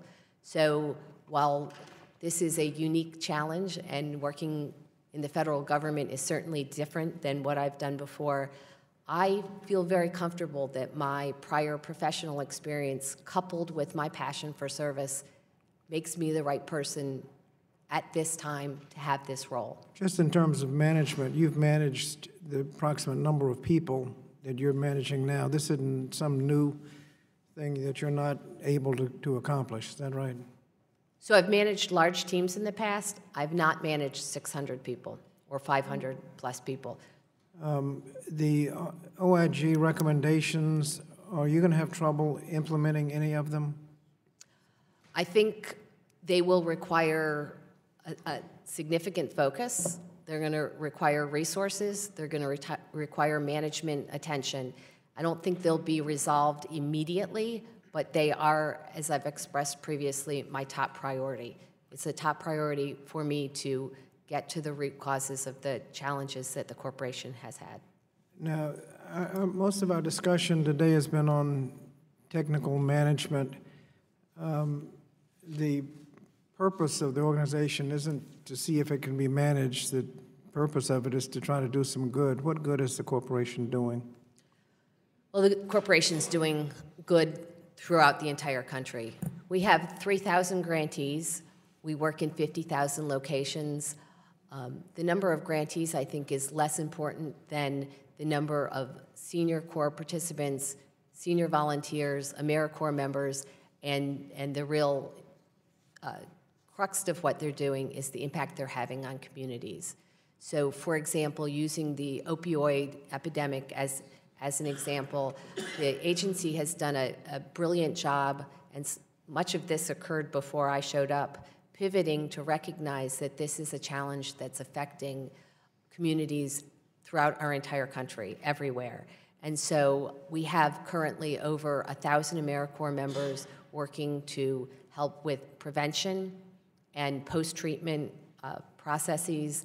Our on-the-ground work, working with children at risk, helping in schools, moving people out of poverty and into employment, helping in disaster scenarios is all really the work, the meaningful work that's the result of CNCS.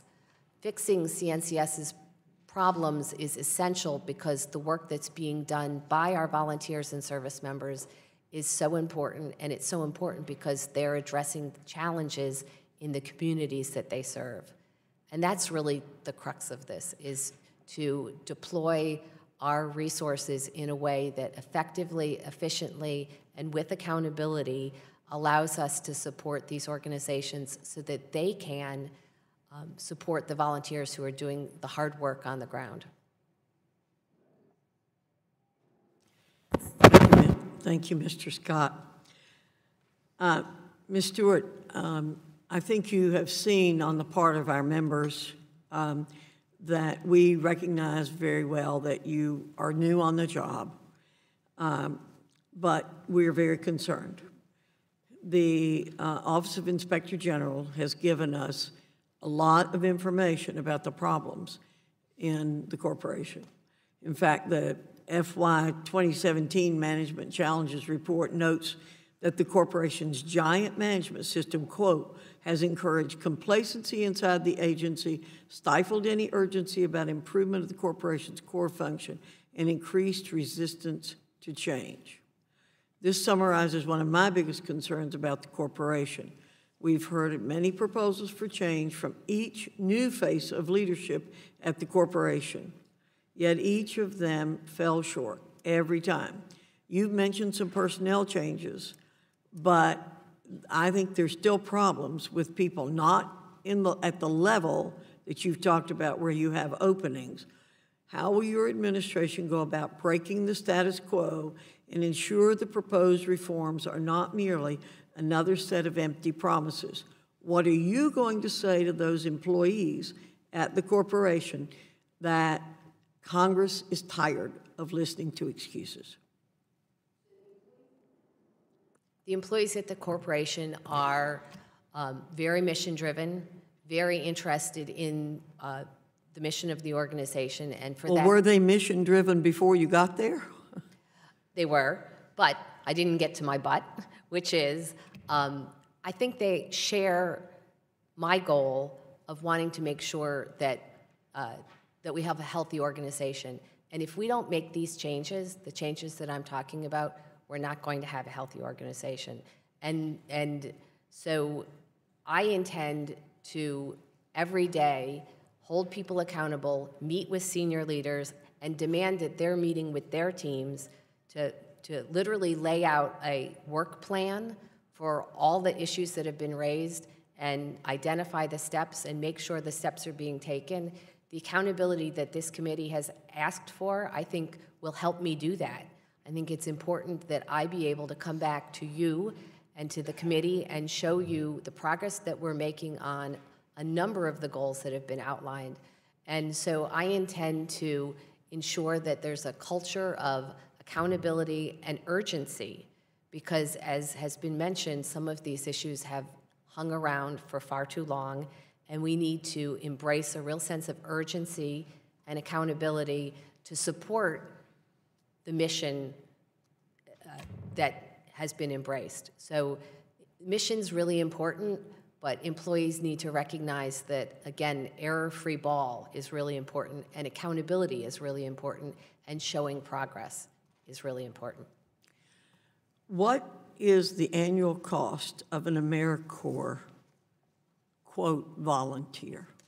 So an AmeriCorps participant is paid in a range right around $13,000 a year. And the range is But what are the benefit costs? So in addition to the compensation that they receive, there's a education award if the program year is completed that is just under $6,000 that can be used to pay down either school debt or for future education. So, and healthcare? So for our NCCC, which is our residential campus program, there's healthcare benefits provided and housing benefits, although their compensation is less than the $13,000. I'm concerned that you stopped after compensation and education benefits, as though these other things were not pay. That's the kind of thing that really bothers the American people. You call them volunteers, but they're making more than many people making minimum wage out here every day. And Mr. Rooney brought to your attention, and other people brought to your attention, Mr. Grothman, there are 6 million unfilled jobs in this country, and yet we're paying people and calling them volunteers. And I think that's a great concern. And they're making more money than many people who are working full-time jobs for private sector employers. We'll be back to you and be asking for a lot more accountability. Thank you very much for willing to take on the job. Thank you very much. Mr. Espaillat, you're recognized for 5 minutes. Thank you, Madam Chair. Ms. Stewart, thank you so much for your commitment. And I know you've only been on the job for a short period of time, but I know that the New York State Commission has been deeply involved in my district by providing necessary oversight and ensuring that potentially prohibited activity is addressed quickly and effectively. As you continue to approach areas that need to be addressed within the Corporation for National and Community Service, can you talk a little bit about the work that you are doing to work with the New York State Commission currently? And also, additionally, can you perhaps provide some insight into what this committee should be considering related to the CNCAS interaction with the state commissions as part of thoughtful reauthorization of the program? So our state commissions are very important partners for us. About approximately a quarter of our appropriation is spent through the state commissions, and they do a great job of focusing on local priorities with local oversight and local grant management. So they're terrific partners to us.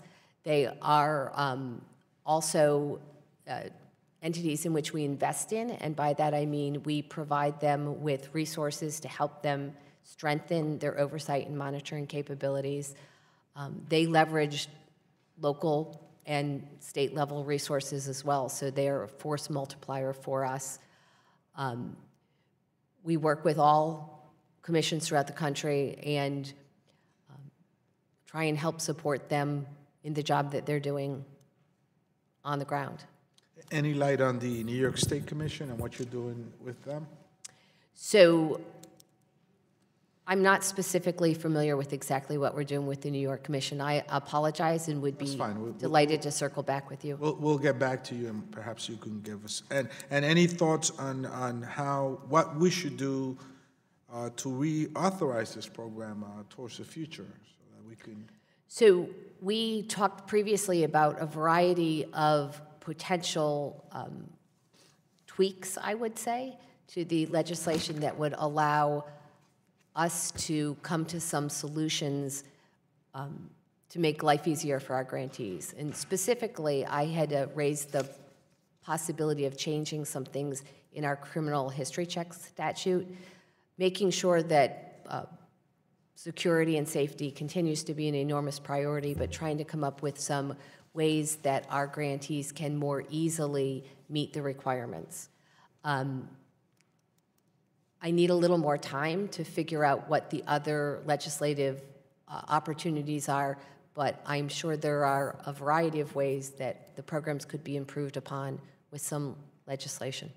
Thank you so much. I yield back my time. Gentleman yields back. Now I'm pleased to recognize Mr. Lewis for 5 minutes questioning. Thank you, Mr. Chairman, and thank you, Ms. Stewart, for taking on this Herculean effort. And given the various reports from GAO and OIG and all the other outside entities, that indeed is what you have ahead of you. Corporations, and everybody's been focusing, by the way, before I get to some numbers, on what we're paying and whether we're getting our money's worth and things like that. I want to focus a little bit on what we're actually doing with the money we're getting. Because there is a great philosophical debate on what the best use of labor really is. We're going to have 6 to 11 million jobs that as of now are unfilled if the economy keeps chugging along at 3%, thanks to some recent legislation here. We're boosting economic growth. If indeed we get an infrastructure bill through, it's going to up the need for more employees. So that philosophical question is a young person better off being a recess referee or filling in a job in the private sector that's going to be needed? I happen to have a bias here, and I think lots of these programs are needed, but I also happen to think that the single best social program in the country is a job with a profitable business in the private sector. So we've got a $1 billion program. They issue $750 million in grants. Is that correct? I believe so. Where does the other $250 million go?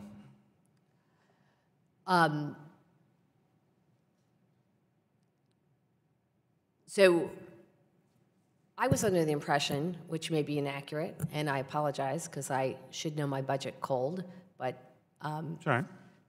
that we spend about $84 million on salaries and education, or pardon me, salaries and expenses, and the rest of the money goes to programming. So programming could be grants that we give to states and state commissions, grants that we give to Employee AmeriCorps members at a variety of organizations throughout the country. We have a VISTA program where we make grants to a wide number of organizations, and that's about a $94 million program. Well, but for what the information we have is $1.06 billion in FY18 to carry out the programs, including those grants to AmeriCorps, to VISTA, to State Service Commission support grants, which totals about $750 million, which, by the way, have a very, very high failure rate. But let's get to, if I may, some of the activities that are being done. And I know there's already some statutory prohibitions on some of this, which is very disconcerting. But in the past, we've got, I think it's called Playworks AmeriCorps, where you've got young people who are engaged as recess referees, conflict resolution with elementary students or elementary school students. You've got them teaching reading, which I thought the public schools were going to do. You've got them working with immigration courts. National Youth Enrollment Day, which was ostensibly there to encourage young people to sign up for the Affordable Care Act. Some food stamp recruiting, which is direct violation of current law. And there was one grantee that received $30 million to assist an abortion service provider. I want to make certain you're committed to making certain that we don't have a $1 billion political advocacy program running under the auspices of the Corporation for National Community Service. So I'm aware of the prohibited activities that you mentioned and share your concerns that our resources aren't being used for political activity. That is one of the prohibited activities, and since some of these occurrences happened in prior years, the agency has taken strides to do better at identifying and monitoring to make sure that these sorts of things aren't happening. This is a priority of mine. I share your concerns that we're not politicizing the work and that the work that's being done is very much needed. The example that you raised about educating students, certainly that is what our public schools should be doing, but in some locations, the additional support, the educational mentoring support that service members provide make a difference to move a young person who needs more help than the public schools can provide from a failing to a more successful position. I'm certain that we could find a case like that, but I'm also certain that an entry-level job would probably be a better service to a young person than a recess referee engaged in conflict resolution on the playground. But I digress. Thank you so much, and good luck to you. And please just keep us posted on making certain the dollars are spent in an impartial way. Yes, thank you. I yield back. Thank you. Gentleman's time expired. Looks like I'm the last questioner standing. So, All right. Ms. Stewart, thank you so much. I mean, your testimony's been impressive. The fact that you've been on the job for 8 weeks and 3 days, I think it speaks to your professional background, your passion, your sense of knowing what's possible and meeting community needs, and I appreciate that. I certainly support the mission of the agency. Although I'm not disappointed in you, but I'm disappointed in the agency because I do believe in this mission. But I am disappointed that we're back here again, and I know you're new to the helm. Trust me, 8 weeks and 3 days. When I came to Congress, I couldn't tell you where the restrooms were yet. So I know that it's impressive what you've accomplished so far, and I like your passion and your direction. But I remember the last hearing we had, and with assurances that we were going to address efficiency, effectiveness issue, accountability issues, but I know that starts at the top with leadership. So I'm pleased you're in the position you are. I'm pleased that within those first 8 weeks and 3 days, you've brought in some key individuals and key leadership positions, because you have to have that to create that culture. And it has to infiltrate throughout an agency or an organization, no matter what the size of it is. So, anecdotally, I always share when we get a chance to talk about, I've seen the benefits of an individual who really making $13,000 a year with AmeriCorps, an individual that I know that works for the Intermediate Unit 8, the Appalachia IU, and specifically working with Raise.me. I mean, really doing a better job than anything that we could legislate in this committee of making education more affordable with Raise.me, which takes high school students starting in 9th grade and allows them to raise scholarship monies based on performance. And so it reinforces good performance too, leadership, and it just, so I've seen that, but I appreciate your testimony and hope that your accomplished background can bring the necessary changes to the corporation that desperately need to happen. In your testimony, you mentioned that you'd like the corporation to focus on ensuring efficient, effective use of taxpayer funds, strengthening accountability, streamlining systems to improve the grantee, member, and volunteer experience. I'd also recommend that we look at that word volunteer. It seems to be a roadblock. Yeah. There's probably some better, more accurate terminology out there, and creating an environment of innovation and creativity. I appreciate Deborah Jeffrey, the Inspector General for the corporations, here with us today. I know it takes that teamwork. And while I agree that those goals should take precedent, especially how long we've been waiting for those changes as the corporation moves forward, I would like to see not only that the corporation is effectively and efficiently using taxpayer dollars, but also that those dollars are producing meaningful outcomes in our communities. Can you explain how the corporation currently assesses outcomes, and if you believe the current assessment requires improvement, and what changes will you implement as the CEO? So evidence-based work is essential to what we're doing, and I'm pleased that we have an evaluation and research team at CNCS, and increasingly we are requiring that the process that we go through in terms of identifying potential grantees and the requests that we are making of them to ensure that they identify evidence-based outcomes is a big piece of our grant-making process. So it's important for us to have the information so that we're investing in programs that have the outcomes that we want.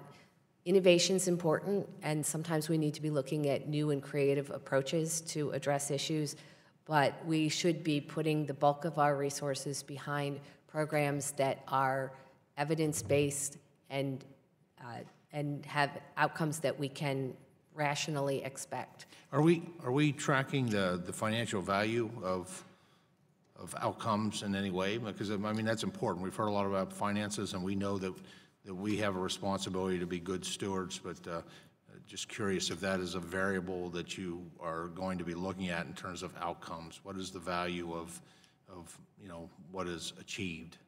That's a great question. We may be, and if we are, I don't know about it, and if we aren't, we absolutely should be. that would frankly make our case more strong. Yeah, absolutely. In terms of your mission, I know your mission includes meeting local needs and strengthening communities. That's part of it.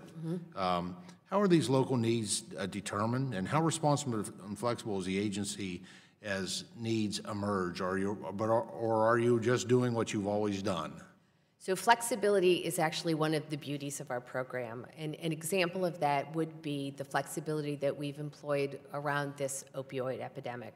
We've been able to identify a number of organizations at the local level who are interested and able and capable and want to make a difference, and we've been able to fund over 1,000 AmeriCorps members who are specifically working in that field.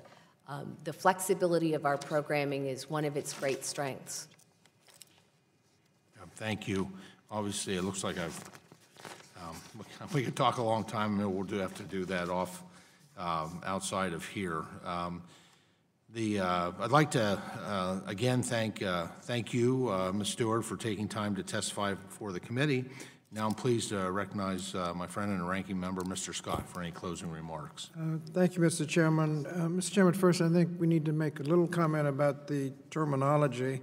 There are volunteers in the agency that are not paid, particularly foster grandparents, retirees. They're actual volunteers, and the others are referred to as service members who are compensated, not much, but compensated at about the minimum wage, it turns out, plus an education benefit. Second, we're going to be asking, in questions for the record, for Ms. Stewart to follow up on her suggestions for reauthorization, specific legislative improvements we can make in the legislation that would help the agency. But I want to thank her for her testimony and her commitment to fix the administrative challenges at the Corporation for National and Community Service. We recognize, Ms. Stewart, you just got there, and we're counting on you to use your managerial background to solve some of the challenges identified by the Office of Inspector General, so that the real work of the corporation can be accomplished. And that work, of course, means helping in disasters, addressing the opioid crisis, providing opportunities for our youth, supporting seniors, and other priorities, as you've indicated, that are identified by the localities. So thank you for your testimony, and I yield back.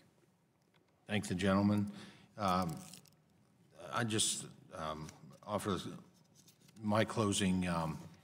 First of all, just a point of clarification. Number that you were asked about how the $1 billion, and my understanding is about $220 million of that actually goes towards educational benefits for those who earn those in their service, and which is a way to obviously address the question of affordable education for those who put the sweat equity into service. Ms. Stewart, I want to thank you again. I want to thank you for joining us today for this important discussion on improving an agency that oversees $1 billion of taxpayer funds annually. And as the committee's past work demonstrates, the corporation is in need of significant improvement, and we need bold new leadership to accomplish that. Certainly I'm looking to you for that leadership, and the leadership team that you have, the new leadership team that you have formed. To use your words, quote, course correction, end quotes, is indeed necessary, and we need someone who's willing to tackle problems with both grantee oversight and the internal culture of the agency. Now, throughout your testimony, you highlighted both the progress that has been made at the corporation and the work that needs to be done, and to be clear, there's much more work to do. And please understand the committee has grown impatient with empty promises from the corporation leadership that improvements will be forthcoming, only to see another report come out highlighting the repeated problems. Now, I appreciate your commitment to change. I think this committee appreciates your committee to change, and as more inaction and complacency at the corporation certainly are unacceptable. To that end, the committee intends to hold you and the corporation accountable for improving and correcting the historical failures of the corporation, just as you pledged to hold your grantees accountable. I would like a commitment from you to provide regular updates to the progress that the corporation is making in implementing positive reforms in several areas, including information technology, modernizations, grant management, criminal history checks, improper payments, and grantee accountabilities, all issues that I vividly remember from the last time that we had a briefing from the corporation. And we'll follow up on your efforts, but expect you to be proactive in providing the committee with updates. My sincere hope is that the course correction you promised us today will include a significant change in the culture of complacency at the agency and with grantees, because these needed changes will benefit the taxpayers, certainly the program participants, and most importantly, the local communities that are served and strengthened as a result of this mission. So we appreciate your time here today, and there be no further business. The committee stands adjourned.